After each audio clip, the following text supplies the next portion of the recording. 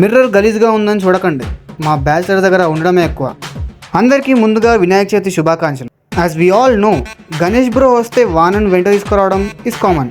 కానీ ఈసారి ఫ్లడ్స్ని తీసుకొచ్చాడు. అందుకే రిస్క్ చేయకుండా బండి పక్కన పెట్టి మెట్రో తీసుకున్నా. మ్యాటర్ ఏంటంటే, తెల్లవారుజామునే లేచి తలంటూ స్నానం చేసి కొత్త బట్టలు కట్టుకొని అని ఎస్ఏ క్వశ్చన్కి ఆన్సర్ రాస్తున్న రోజులు అవి.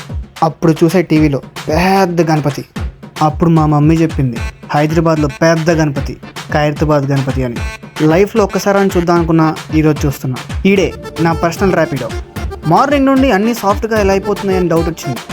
అంతే, పెట్రోల్ అయిపోయింది. ఇంచుమించు కిలోమీటర్ దొబ్బుకున్నాక, అయ్యా తిరుపతిలో వెంకటేశ్వర స్వామిని చూసినప్పుడు ఎంత ఆనందపడి.